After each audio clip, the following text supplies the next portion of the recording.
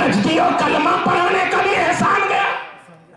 خبردار خبردار، اگر تم نے سوچ بھی لیا تو کہہ یہ رہا تھا وہ آیت کریمہ سورہ بقرہ کی، اے ایمان والو رائنا مت کہو. رائنا کا مطلب یہ ہوتا ہے، رائنا صحابہ اس نیت سے کہتے تھے کہ یا رسول اللہ آپ کی بات ہمیں تھوڑی سی سمجھ میں نہیں آئی، ریپیٹ کیجئے، ہمارے ذہن کی رعایت کیجئے. مطلب اچھے معنی میں صحابہ یوز کرتے تھے، مگر رائنا کا معنی ڈکشنری میں یہودیوں کی لغت میں یہ ہوتا تھا. کیا ہوتا تھا؟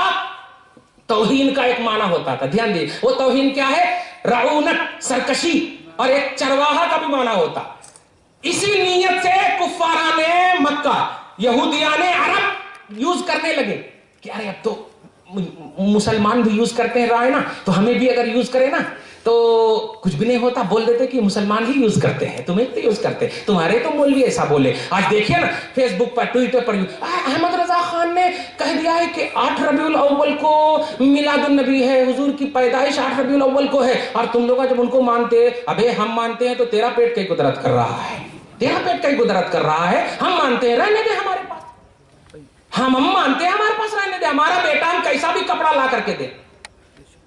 ماننے کا تعلق جب ہم سے ہے. مگر نہیں پیارے، اس کی بھی وضاحت کر دو، ہم نبی کی میلاد نہیں جشن میلاد مناتے ہیں. سبحان اللہ. واضح کر دو، ہم میلاد النبی نہیں عید میلاد النبی مناتے ہیں. سبحان اللہ.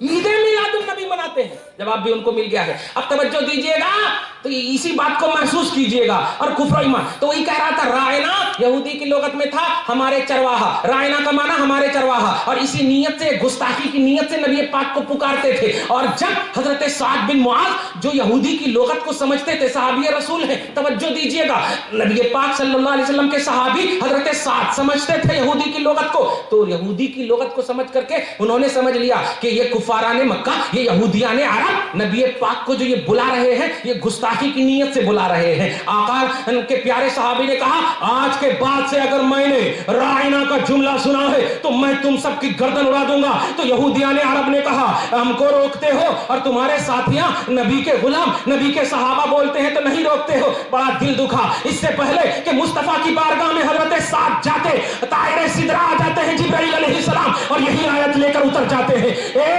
ایمان والو، اے صحابہ کرام کی جماعتوں، تم بھی رائنا مت کہو، نبی کو کہو یا رسول اللہ انظر حالنا، یا رسول اللہ انظر حالنا. ان وہابیوں سے پوچھو، یا رسول اللہ انظر حالنا حرام ہے. آیت اتری ہے، آیت حرام کے لیے نہیں، آیت آپ کو عمل کرنے کے لیے اتر رہی ہے کہ سنو اب نبی کو کیا کہہ کے پکارنا ہے، یا رسول اللہ انظر حالنا، یا رسول اللہ ہماری حالت کو دیکھیے. جب یہ آیت اتر گئی تو آیت کی اینڈنگ کیا ہو رہی ہے؟ وَلِلْكَافِرِينَ عَذَابٌ عَلِيمٌ. اب آپ ایک بات بتائیے، صحابہ کرام جو رائنا کا لفظ استعمال کرتے تھے، کیا کہا میں نے؟ رائنا کا لفظ صحابہ کرام کس لیے استعمال کرتے تھے؟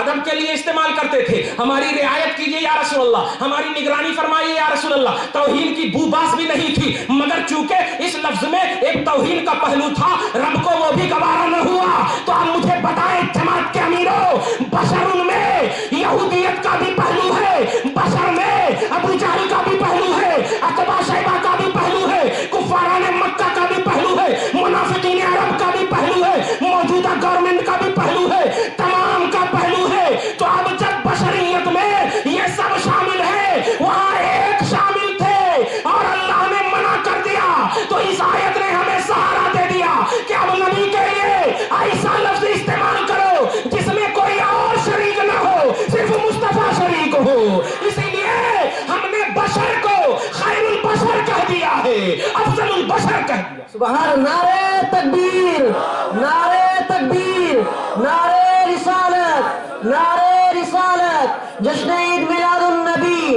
علماء اہل سنت، نعرہ تکبیر، نعرہ رسالت. انا اعطیناک الکوثر. بے شک اے حبیب ہم نے آپ کو بے شمار خوبیاں عطا کی، بے شمار خوبیاں عطا کی.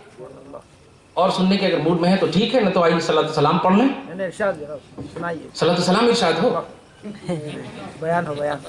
درود شریف پڑھیے. اللہم صلی علی محمد وعلی آل سیدنا مولانا محمد وبارک وسلم. میلاد النبی کی اگر دلیل ان لوگوں کو چاہیے تو آپ ایک کتاب ہے ہماری، 10 آیتوں سے میں نے میلاد النبی کو ثابت کیا ہے. اس میں صحیح بخاری کا بھی حوالہ ہے, حاکم مستدرک کا بھی حوالہ ہے, ابن کثیر کا بھی حوالہ ہے, سب کا حوالہ میں نے دے دیا ہے. وہ بھائی ہیں, وہ کھڑے ہو کر کے آپ کو ایک ایک کتاب دیں گے, جتنا پیسہ مانگیں گے آپ دے دیجیے گا, نہیں پیسہ ہوگا تو ہمارے سے لے لیجیے گا, مگر ضرور لے جائیے گا آپ. اور اگر وہ پوچھیں کہ بھائی ہمارے کو میلاد النبی کی دلیل دو, تو آپ ان کو کہہ دیجیے گا دیکھو اس کے پیج نمبر 28 پر ہے کہ نہیں. اور اگر ان کو سمجھ میں نہیں آ رہا تو آپ ان کو بولو کہ بھائی اگر آپ کو سمجھ میں نہیں آ رہا تو میں کیا کروں, بھائی آپ کو سمجھ میں نہیں آ رہا تو میں کیا کروں. ایسا کرو آپ جاؤ پہلے پڑھ کر کے آؤ اچھے سے, پھر سمجھنا. آپ سمجھ میں, ارے جب کتاب سمجھ میں نہیں آ رہی تو میں کیسے سمجھاؤں آپ کو, صحیح ہے نہیں, کتاب سمجھ میں نہیں آ رہی, اللہ کا کلام سمجھ میں نہیں آ رہا, حدیث سمجھ میں نہیں آ رہا, تو آپ کیسے سمجھاؤں آپ کو. اس لیے بھائی صاحب ہیں ہمارے, وہ ابھی آپ کو دیں گے, آپ جائیے سب کو دیجیے ایک ایک کتاب, اور ایک ایک کتاب سب لیں. الحمدللہ اللہ تعالیٰ آپ کے علم میں عمل میں برکتیں عطا فرمائے, اور لیتے جائیے اور سنتے بھی جائیے آپ توجہ سے. 2-3 آیت کریمہ پر اور بات کہہ دوں, ایک جو امپورٹنٹ آیت ہے اس پر واضح کر دوں اور سمجھ جائیے گا. سورہ الاعراف آیت نمبر 188, بولو سورہ اعراف آیت نمبر 188, بولو سورہ اعراف آیت نمبر 188. اللہ سبحانہ فرماتا ہے, اور اللہ سبحانہ فرماتا, دھیان دیجیے گا, کیا لو کنت اعلم الغیب لاستکثرت من الخیر. اس آیت کریمہ میں جانتے بڑے بڑے جتنے بھی جماعت کے لوگ ہیں اس آیت کریمہ کو بیس بنا کر کے نبی پاک کے علم غیب پر کیا ہوا توجہ دیجیے. ایک آیت کریمہ کی وضاحت کر دو, پھر تقریر ختم ہو جائے گی اور جلسہ ختم ہو جائے گا. دھیان دیجیے گا, اس آیت کریمہ کو بیس بنا کر کے پورے, ارے ہمارے پاس تو 100 مرتبہ آ چکے ہوں گے, آپ کے پاس بیان. سورہ اعراف آیت نمبر 188 میں اللہ فرماتا ہے وَلَوْ كُنْتُ أَعْلَمُ الْغَيْبَ لَاسْتَكْثَرْتُ مِنَ الْخَيْرِ. اگر نبی پاک صلی اللہ علیہ وسلم کے بارے میں فرمایا جا رہا ہے اگر میں غیب جانتا تو بہت بھلائی جمع کر لیتا. بولو کیا فرما رہے رسول اللہ, اگر میں غیب جانتا تو بہت بھلائی جمع کر لیتا. اس آیت میں کہنا وہ چاہ رہے ہیں کہ رسول غیب نہیں جانتے, رسول غیب نہیں جانتے, یہ بتانا چاہ رہے ہیں. دیکھیے گا شان محمدی, توجہ دیجیے گا, کیا کہیں اگر میں غیب جانتا تو اس کا مطلب یہ ہوا, وہ مطلب بیان کر رہے ہیں کہ میں بہت بھلائی جمع کر لیتا, میں بہت بھلائی جمع کر لیتا. یہ سورہ اعراف آیت نمبر 188, اس کی بھی وضاحت ہوئی ہے کتاب میں, توجہ دیجیے گا.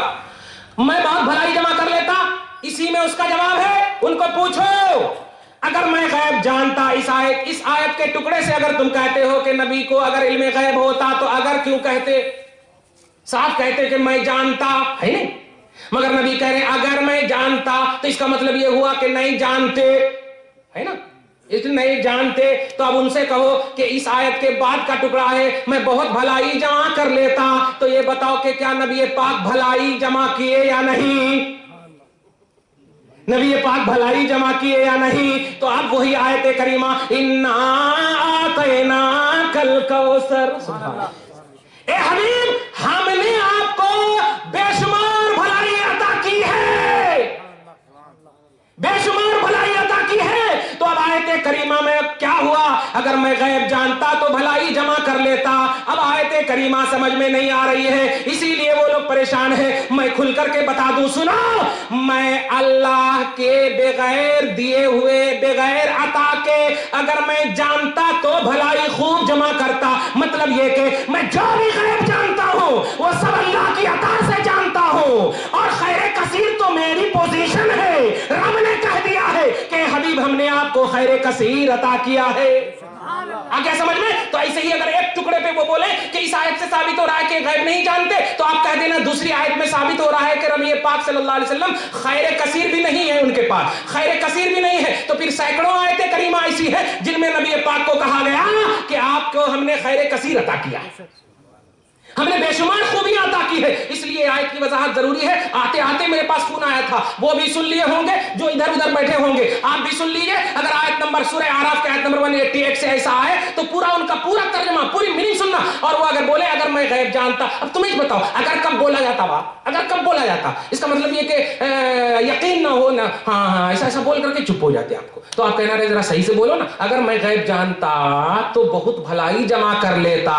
ٹھیک ہے, اگر میں غیب جانتا, اس میں نہیں معلوم ہو رہا نا بھلائی جمع کرے یا نہیں کرے, ایسا پوچھ لیں.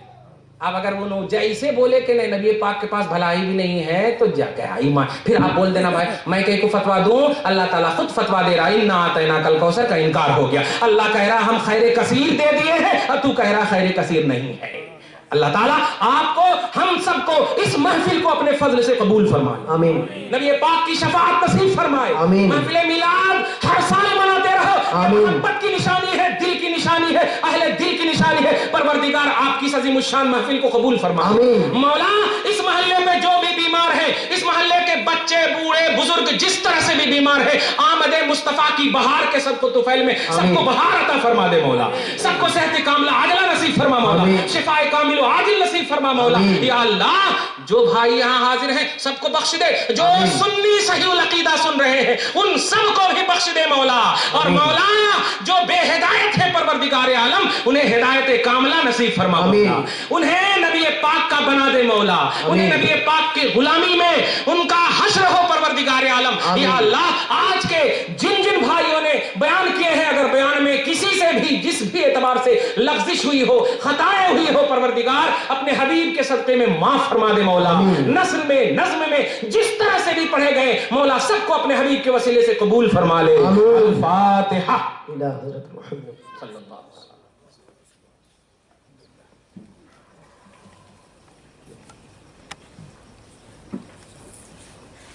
قال الله تبارك وتعالى في شأن نبينا مخبرا وآمرا إن الله وملائكته يصلون على النبي يا أيها الذين آمنوا صلوا عليه وسلموا تسليما اللهم صل على محمد وعلى آل سيدنا مولانا محمد وبارك وسلم ببركة فالله خير حافظا وهو أرحم الراحمين وبطفيل وإن يكاد الذين كفروا ليزلقونك بأبصارهم لما سمعوا الذكر ويقولون إنه لمجنون وما هو إلا ذكر للعالمين سبحان ربك رب العزة عما يصفون وسلام على المرسلين والحمد لله رب العالمين۔